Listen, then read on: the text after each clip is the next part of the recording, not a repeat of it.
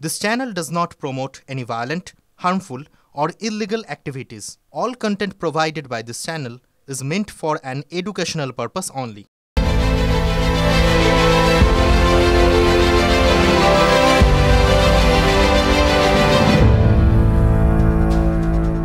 ফিরে এলাম ব্রেকের পর। এবার শুরু করছি ঠোঁটকাটা স্পেশাল। দিলীপ ঘোষের পা ছুঁয়ে আশীর্বাদ নিয়ে কেন্দ্রীয় মন্ত্রীর দায়িত্ব নিতে গেলেন সুকান্ত মজুমদার। দিলীপ সুকান্তর সম্পর্ক নিয়ে কম জল ঘোলা হয়নি, বিশেষত লোকসভা নির্বাচনের ফল বেরোনোর পর বর্ধমান দুর্গাপুর কেন্দ্রে হেরে দিলীপ ঘোষ প্রকাশ্যেই কাঠিবাজির কথা বলেছিলেন, অভিযোগ তুলেছিলেন এক প্রকার। যদিও এই দিলীপ ঘোষের পরামর্শেই সুকান্তকে রাজ্য সভাপতি করা হয়েছিল। বঙ্গ বিজেপির সভাপতি হিসেবে দিলীপ কাকে দেখতে চান জেপি নাড্ডা তা জানতে চাইলে দিলীপ তখন সুকান্তর নাম বলেছিলেন। সংঘ পরিবারের ছেলে, শিক্ষিত, মার্জিত, যে কারণে সুকান্ত প্রথম থেকেই দিলীপের পছন্দ ছিলেন। 2019-এ লোকসভা নির্বাচনে সুকান্তকে বালুরঘাটের প্রার্থী করেছিলেন দিলীপ ঘোষ। বঙ্গ বিজেপির রাজ্য সভাপতি হিসেবে দিলীপই সুকান্তর নাম সুপারিশ করেছিলেন। এখন যদি সেই সম্পর্কের অবনতিও হয়ে থাকে, সুকান্তর রাজনৈতিক জীবনে প্রথম যে দুটো সাফল্য তা কিন্তু দিলীপ ঘোষের হাত ধরেই। মন্ত্রকের দায়িত্ব নেওয়ার আগে সে কারণেই কি তিনি দিলীপ ঘোষের পা ছুঁয়ে প্রণাম করে গুরুদক্ষিণা দিলেন? সৌজন্য,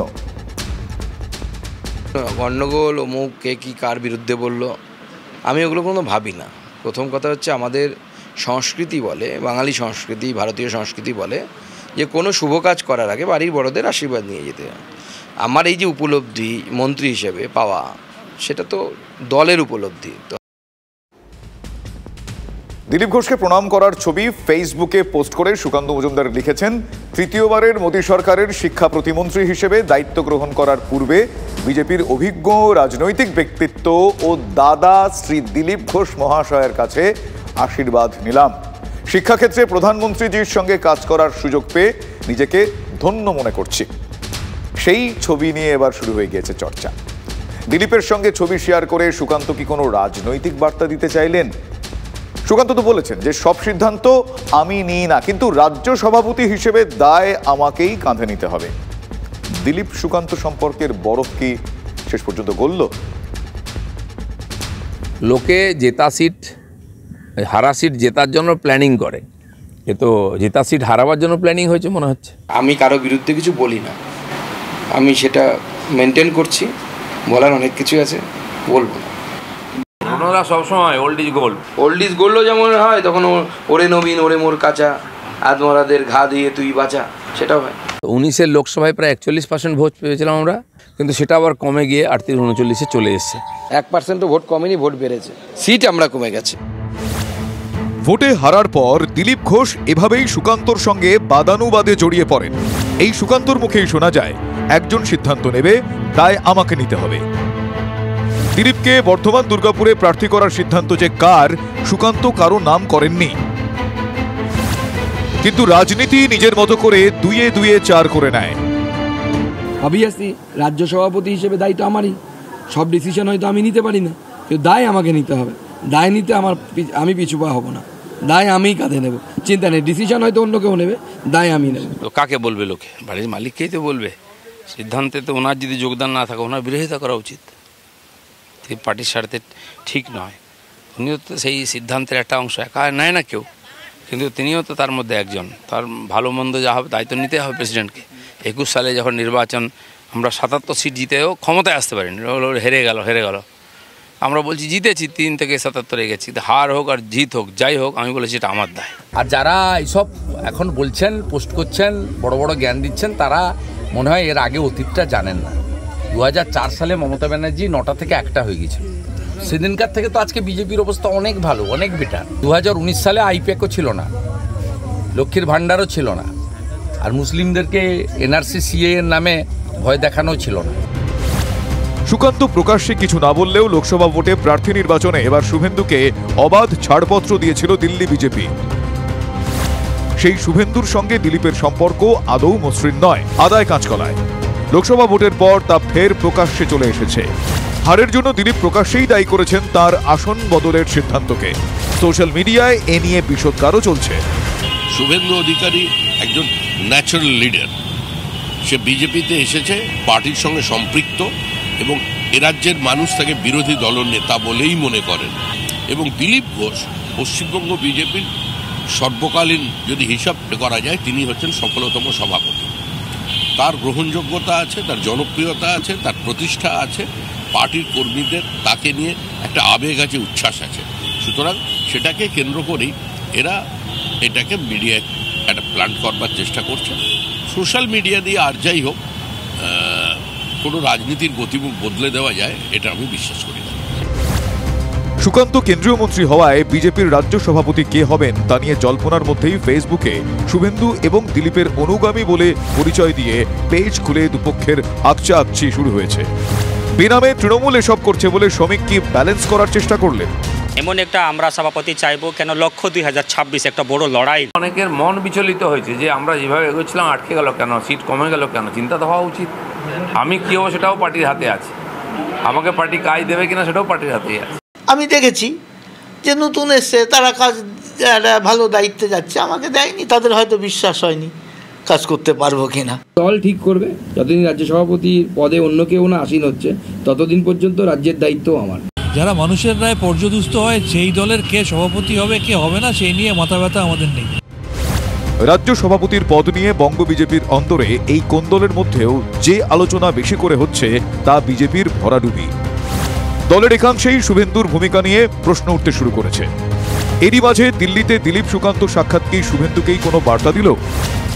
একটা সময় সুকান্ত শুভেন্দু দিল্লিতে গিয়ে দিলীপের বিরুদ্ধে অভিযোগ করে এসেছিলেন। কেন্দ্রীয় মন্ত্রী হয়ে দিলীপ বিরোধিতার সেই রাস্তা থেকে এবার কি সরে এলেন সুকান্ত?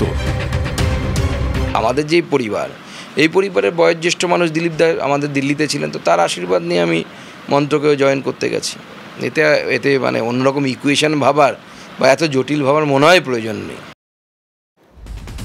আজকের এই ছবি বাংলায় বিজেপি শিবিরের সংঘাতের চিত্রটা বদলে দেবে কিনা তার সময়ের হাতে ছেড়ে দেওয়াই ভালো। সুকান্ত মজুমদারের কথা তো আপনারা শুনলেন। দিলীপ দাকে প্রণামের মধ্যে অন্য কোনো ইকুয়েশন এক্ষেত্রে না খোঁজাই ভালো, কিন্তু রাজনীতির মন বড় সন্দেহবাতিক। সুকান্ত বললেই যে সমীকরণের পারমিউটেশন কম্বিনেশন বন্ধ হয়ে যাবে তা তো নয়, কিন্তু কেন্দ্র রাজ্য সংঘাত কি এবার থামবে? কেন বলছি তার কারণ নতুন সরকার গঠনের পরেই বাংলাকে 10,000 কোটি টাকা দিল এনডিএ সরকার। কেন্দ্রীয় অর্থমন্ত্রী নির্মলা সীতারামনের হিসেব অনুযায়ী বাংলার জন্য বরাদ্দ টাকার পরিমাণ 10,513 কোটি টাকা। তাহলে কি অতীতের ভুল থেকে শিক্ষা, নাকি নরেন্দ্র মোদী বোঝাতে চাইলেন বঞ্চনার অভিযোগ ঠিক নয়? 24-এর ভোট যুদ্ধে তৃণমূলের মূল ইস্যুই ছিল কেন্দ্রের বাংলা বঞ্চনা। স্লোগানও ছিল জনগণের গর্জন, বাংলা বিরোধীদের বিসর্জন। ব্রিগেডের মাঠ থেকে যে স্লোগান উঠেছিল, দলের সুপ্রিমো মমতা বন্দ্যোপাধ্যায়, সেনাপতি অভিষেক বন্দ্যোপাধ্যায় ভোটের প্রচারে বেরিয়ে বিজেপির বাংলার বঞ্চনার কথা বলেছেন।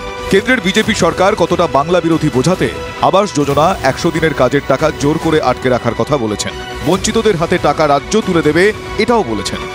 বাড়ির টাকা একা সেন্ট্রাল গভর্নমেন্ট দেয় না, আমাদেরও অর্ধেক দিতে হয়। আর আমাদের যে টাকাটা তুলে নিয়ে যায় মাছের তেলে মাছ ভাজে, দিতে বাধ্য। আপনারা 100 দিনের টাকাকে সামনে রেখে ভোট দিয়েছিলেন। আজকে মায়েরা দাদারা হাত তুলে বলুন 100 দিনের টাকা পেয়েছেন কিনা বলুন। 21-এর ভোটে হারার পর কেন্দ্র বাংলার বকেয়ার এক কানাকড়িও দেয়নি বলে অভিষেক বন্দ্যোপাধ্যায় অভিযোগ করেছিলেন। শ্বেতপত্র প্রকাশের চ্যালেঞ্জ ছুড়ে দিয়েছিলেন। এমজি নারেগা 100 দিনের কাজে 10 পয়সার একটা শ্বেতপত্র প্রকাশ করতে পারে, তাহলে বিজেপির যে কোনো বড় নেতা ছোট নেতা আমার সাথে যে কোনো সংবাদ মাধ্যমে টিভির পর্দায় চ্যানেল তাদের ইচ্ছা মতো তারা বেছে নিক, সময় তারা বেছে নিক, একদিকে আমি থাকবো একদিকে তারা থাকবে। রাজ্য বিজেপির ভরাডুবির অন্যতম কারণ কি বাংলার বঞ্চনা? তৃণমূলের সেই প্রচারেই কি ধাক্কা খেল বিজেপি, যে কারণে তৃতীয়বার ক্ষমতায় এসেই কি তড়িঘড়ি ফান্ড রিলিজ করা হলো? 59 লক্ষ মানুষের 100 দিনের টাকা আটকে রাখা, 11,36,000 মানুষের বৈধ কাগজপত্র থাকা সত্ত্বেও আবাস যোজনার টাকা আটকে রাখা, এর যোগ্য জবাব বাংলা বিরোধীদের বাংলার মানুষ দিয়েছে। তাই তাদের হয়তো বিলম্বিত বোধোদয় হয়েছে। তাহলে মধ্যপ্রদেশকে কেন দেওয়া হলো? মধ্যপ্রদেশ আর বাংলাতে একই সমান টাকা পেয়েছে, 200-400 কোটি টাকার ডিফারেন্স। মধ্যপ্রদেশে তো আমরা সব সিট পেয়েছি, তো হিসেব মতো তো মধ্যপ্রদেশকে আরও বেশি দেওয়া উচিত ছিল। যদিও এটা কেন্দ্রের কোনো অনুদান নয়, রাজ্যেরই অধিকারের অর্থ। আয়কর সহ অন্যান্য খাতে রাজ্যগুলি থেকে কেন্দ্র যা সংগ্রহ করে তার একটি অংশ রাজ্যগুলিকে দেওয়া হয়। অর্থ কমিশনের সুপারিশে বাংলাও সেই টাকা পেল। বঞ্চনায় ছিল না, নিয়মিত সময়ের ইন্টারভ্যালে সমস্ত রাজ্যকে টাকা দেওয়া হয়, বাংলাকেও টাকা দেওয়া হয়েছে। আপনি দেখুন মধ্যপ্রদেশ, সেখানে প্রায় 10,000 কোটি টাকার মতো দেওয়া হয়েছে, বাংলাতেও তাই দেওয়া হয়েছে। কোনো বঞ্চনার জায়গা নেই, কিন্তু নির্দিষ্ট পদ্ধতি আছে, সেই পদ্ধতি অনুসারে দেওয়া হয়, টাইম টু টাইম দেওয়া হয়। কিন্তু বাংলার যে পরিমাণ টাকা পাওনা আছে আর তার কম্প্যারিজনে যে পরিমাণ টাকা বরাদ্দ করা হয়েছে, এটা পর্বতে মসজিদ প্রসব ছাড়া কিছু নয়। তৃণমূলের মুখপাত্র শান্তনুর কথাতেই পরিষ্কার, কেন্দ্র রাজ্য সংঘাত এখানেই থামার নয়। সংঘাত তো জিয়ে রাখলেন আরেক শান্তনু, কেন্দ্রীয় জাহাজ প্রতিমন্ত্রী শান্তনু ঠাকুর। তরণীপুর ব্রিজ করতে চাইছিলাম, হিউজ বাজেট দিয়ে আমাদের পাঠিয়েছে, তো এনওসি তো দূরের কথা, অত বাজেট দিয়ে ওই ব্রিজ করা সম্ভবই নয়। তো সেখানে যার জন্য আটকে আছি। তারপরে ওই ইছামতি ড্রেজিংটাতে আটকে আছি। কখনো মুখ্যমন্ত্রীর সঙ্গে কথা বলার চেষ্টা করেছেন বা আপনার আবেদন করলেও সেখান থেকে কোনো সাড়া পেয়েছে? কোনো সাড়া পাইনি, বহুবার আবেদন করেছি, আমার কাছে এভিডেন্সও আছে। 7-8 বার চিঠি দেওয়ার পরেও কোনো উত্তর উনি দেন না। বুঝলেন তো সংঘাত কোথায়? কেন্দ্র রাজ্য এই সংঘাত থাকবে, কিন্তু লোকসভা ভোটের পর একলপ্তে কেন্দ্র থেকে 10,000 কোটি টাকা আসার খবর রাজ্যকে কি স্বস্তি দিল? কেন্দ্র রাজ্য সংঘাত, বিজেপির অন্দরে সংঘাত, দলে দলে সংঘাত, এই সংঘাত নিয়ে আমরা যখন কথা বলছি, মোহন ভাগবত বললেন, কি বললেন? তিনি বললেন নরেন্দ্র মোদী টানা তৃতীয়বার প্রধানমন্ত্রী হওয়ার একদিন পর বললেন গণতন্ত্রে বিরোধীরা থাকে, বিরোধীরা শত্রু নন, তারা প্রতিপক্ষ। ভোটের প্রতিদ্বন্দ্বিতার মর্যাদাটা যেন হারিয়ে না যায়। প্রশ্ন হচ্ছে কেন বললেন? সংঘপ্রধান কি তাহলে মনে করছেন যে এনডিএর আমলে শাসকের চোখে বিরোধীরা আজ শত্রু, যে কারণে অভিভাবক সুলভ ভঙ্গিতে প্রধানমন্ত্রীকে সমঝে দিতে হলো? একটিবারও নাম করেননি, না নরেন্দ্র মোদী, অমিত শাহ, কারোর নাম তিনি কিন্তু করেননি, কিন্তু ভাগবতের ইঙ্গিতটা স্পষ্ট। প্রকৃত সেবক কখনো অহংকারী হয় না, ঔদ্ধত্যের কথাও বলেছেন। এবার বিজেপি একক সংখ্যাগরিষ্ঠতা পায়নি বলেই কি তাহলে ভুল ত্রুটিগুলো তার মতো করে তিনি ধরিয়ে দেওয়ার চেষ্টা করলেন? दो पक्ष है, विरोधी पक्ष कहते हैं, मैं प्रतिपक्ष कहता हूं। वो विरोधी नहीं है, उसको विरोधी मानना भी नहीं चाहिए। वो प्रतिपक्ष है, वो एक पहलू उजागर कर रहा है, उसका भी विचार होना चाहिए। ऐसा जब चलना है तो चुनाव लड़ने में भी एक मर्यादा होती है, उस मर्यादा का पालन नहीं हुआ, क्योंकि उसका पालन होना इसलिए आवश्यक है कि हमारे देश के सामने चुनौतियां समाप्त नहीं हुई। লোকসভা ভোটে নরেন্দ্র মোদী ধাক্কা খাওয়ার পর প্রথমবার মুখ খুললেন সংঘপ্রধান। নাগপুরে সংঘের সদর দফতরে ক্ষোভের জ্বালামুখ খুলে গেল। গত 10 বছরের সংঘপ্রধানের কথায় এত অসন্তোষ দেখা যায়নি। কেন মোহন ভাগবতকে বলতে হচ্ছে? যতদিন একাধিপত্য ছিল বিজেপির, তখন তো এই সমস্ত বিবেকের কথা শোনা যায়নি। যুক্তরাষ্ট্রীয় পরিকাঠামোকে ধ্বংস করে দিয়ে গণতন্ত্রকে হত্যা করে যেভাবে বিরোধীদের কণ্ঠরোধ করে একটা একনায়কতন্ত্র চালিয়েছে, তার প্রতিফলন দেশের মানুষ ইলেকট্রনিক ভোট বাক্সের মধ্যে দিয়ে দিয়েছে। নিশ্চিতভাবে সংঘ তার মতামত প্রধানমন্ত্রীকে জানাতে পারেন, তারা সেটা জানিয়েছেন, কিন্তু এই ব্যাপারে অন্তত ভারতীয় জনতা পার্টির একজন কার্যকর্তা হিসেবে আমি কোনো প্রতিক্রিয়া দিতে পারি না। আজকে যখন এই কথাটা তো ওনার বলার দরকার ছিল না, মানুষ জনাদেশে প্রমাণ করে দিয়েছে যে নরেন্দ্র মোদী সরকারের এই একাধিপত্য, এই ঔদ্ধত্য, এই স্বেচ্ছাচারিতা, এই স্বৈরাচারী ফ্যাসিস্ট নীতি দেশের মানুষ বিরোধিতা করে কমিয়ে দিয়েছেন। তারপরে এই কথাগুলো বলার যৌক্তিকতাটা কোথায়? মণিপুরে হিংসা নিয়েও সংঘপ্রধান মুখ খুলেছেন। মণিপুরের হিংসা থামাতে হবে। গত 1 বছর ধরে অশান্ত উত্তর পূর্বের এই রাজ্য, বিরোধীরা বারবার সরব হয়েছেন। কেন প্রধানমন্ত্রী মণিপুরে যাননি? আজ ভাগবত মণিপুরে অসন্তোষের কথা জানালেন। সংঘপ্রধানের কথায় বিজেপির অস্বস্তি বাড়ল। আজকে মোহন ভাগবত এই কথা বলছেন কেন? ভোটের আগে বলেননি কেন? মণিপুর এতদিন ধরে জ্বলছে, মূল্যবৃদ্ধির এই সমস্যা, উন্নাও হাতরাস থেকে বিলকিস, পরপর মহিলাদের উপর নির্যাতন, অপমানের ঘটনা ঘটে চলেছে, তো সংঘ এতদিন বাদে সরব হচ্ছে কেন?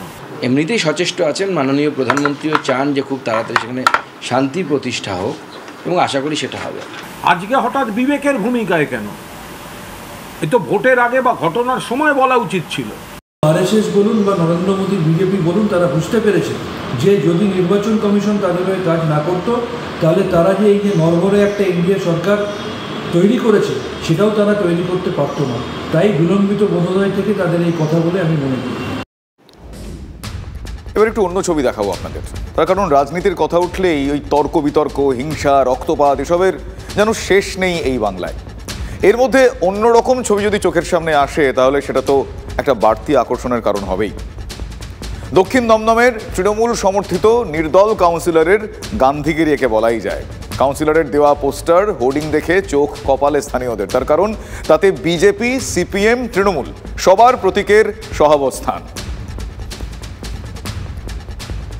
এদিকে ভোটের ফল বলছে দক্ষিণ দমদমের 4টি এবং দমদমের 11টি ওয়ার্ডে পিছিয়ে রয়েছেন তৃণমূল প্রার্থী সৌগত রায়।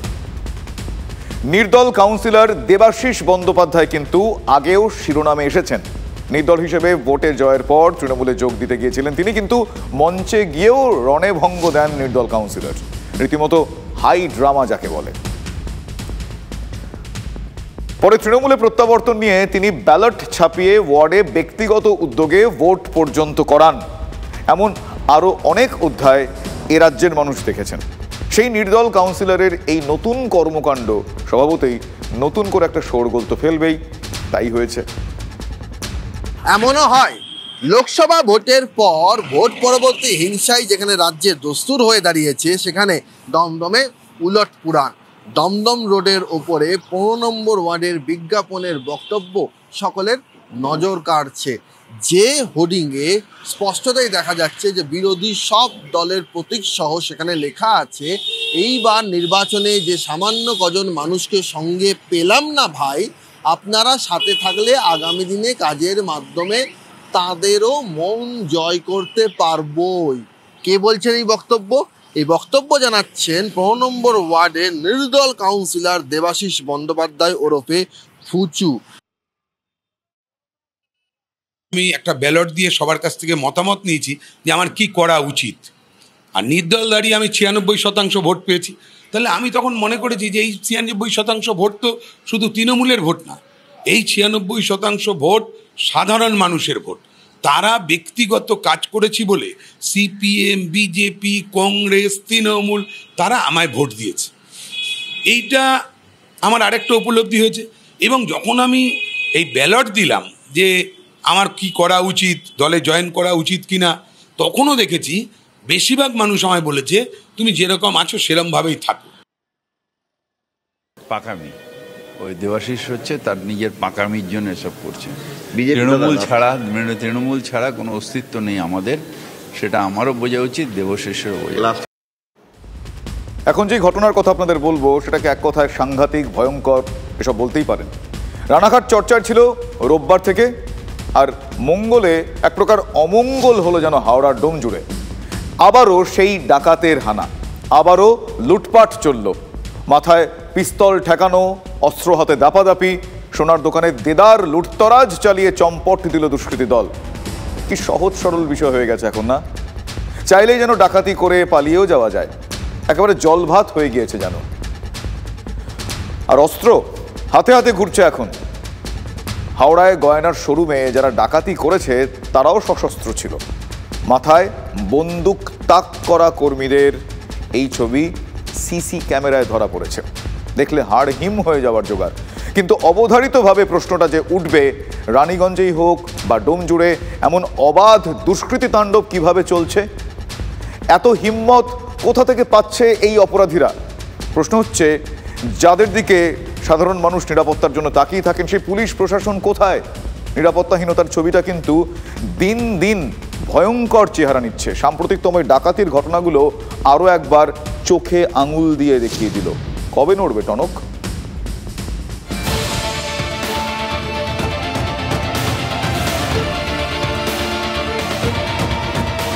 সিসিটিভি বন্দি তাণ্ডবের ছবি ভয়াবহ বললেও কম। একেবারে ভর দুপুরে সোনার দোকানে লুট করে চম্পট দিল দুষ্কৃতীরা। বাধা দিলে শিক্ষা দিতেও ওস্তাদ তারা। দোকানের কর্মীদের রিভলভারের বাঁট দিয়ে মারধর করা হয়। বেলা 12:20 নাগাদ ডোমজুড়ের এই সোনার দোকানেই কিন্তু দুঃসাহসিক ডাকাতির ঘটনা ঘটে। সূত্র মারফত জানা যাচ্ছে বাইক নিয়ে 4 জন ক্রেতা সেজে এই দোকানে আসে এবং প্রত্যেকের মাথাতেই হেলমেট ছিল এবং তারা সোনা জিনিস কেনার অছিলায় দোকানের মধ্যে প্রবেশ করে দোকানদারদের সশস্ত্র আক্রমণ করা হয় এবং আগ্নেয়াস্ত্র নিয়ে দোকানের মালিকের পুত্র তার মাথায় আঘাত করা হয়। চেল্লামিল্লি হতে ওই গান নিয়ে একদম মাথায় স্পট মেরেছে, বাবার কানে মেরেছে। কজন ছিল? 4 জন থেকে 5 জন ছিল না, কোনো মুখোশ পরা খোলা। বাংলায় কথা বলছি, বিহারি টাইপ, হিন্দিতে।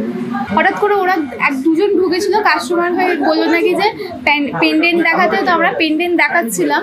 তারপর দেখাতে দেখাতে তারপরে আরো 2 জন ঢুকলো, ঢুকতেই তারপরে ওরা অ্যাটাক করতে শুরু করে দিল। পিস্তল 4 জনই এসেছিল, 4 জনের হাতেই পিস্তল ছিল, দিয়ে ওরা অ্যাটাক করতে শুরু করে দিল। তারা ফেরার হয়ে যায় হাওড়ার এই রোড ধরেই এবং এই ঘটনার পরেই ডোমজুড় থানার পুলিশ সহ হাওড়া সিটি পুলিশের উচ্চপদস্থ আধিকারিকরা সম্পূর্ণ ঘটনার তদন্ত নেমেছে। খুব ভয় লাগে যে এত দিন ডাকাতি হচ্ছে, এত দিন দুপুরে। আমরা তো ততক্ষণ বুঝতে পারিনি যে এত কিছু যে হয়ে যাবে, এত লোকানোর পাশে থেকে এত কিছু হয়ে যাবে। রানীগঞ্জে নামি সোনার দোকানে ডাকাতির রেশ এখনো কাটেনি তার ধাক্কা। তার মধ্যেই ডোমজুড়ে এই কাণ্ড। এই ঘটনাতেও উঠছে বিহার যোগের অভিযোগ।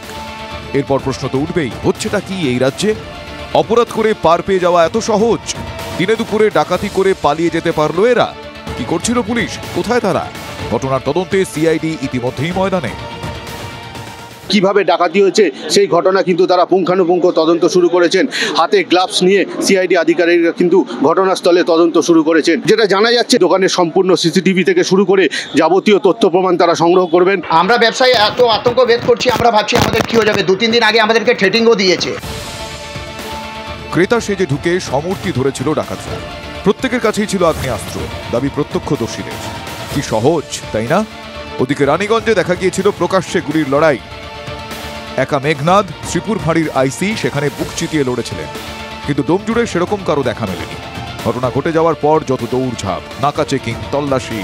প্রশ্ন হলো, এই ছবি আর কতদিন দেখে যেতে হবে? নিরাপত্তা কোথায়? দুষ্কৃতীরা যখন খুশি যেখানে ইচ্ছে পৌঁছে তাণ্ডব চালাতে ব্যস্ত। এত জলভাত কি করে হয়ে উঠছে বিষয়টা?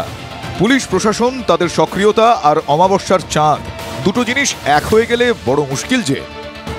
বিপদ থেকে মুক্তির পথ কে দেখাবে তাহলে? আইন শৃঙ্খলা রক্ষার দায় কার? টিভি 9 বাংলার লাগাতার খবরের জের। কসবাকাণ্ডে এবার পুলিশকে কড়া হওয়ার নির্দেশ দিলেন মুখ্যমন্ত্রী মমতা বন্দ্যোপাধ্যায়। এদিন মানিকতলার উপনির্বাচন সংক্রান্ত বৈঠকের সময় কসবার বিষয়টি ওঠে। তখন মুখ্যমন্ত্রী রীতিমতো অগ্নিশর্মা হয়ে ওঠেন, বলেন কেন পুলিশ কোনো কড়া ব্যবস্থা নিতে পারছে না। কড়া হুঁশিয়ারি দিয়েছেন মুখ্যমন্ত্রী। ঠোঁটকাটা আজ এ পর্যন্তই।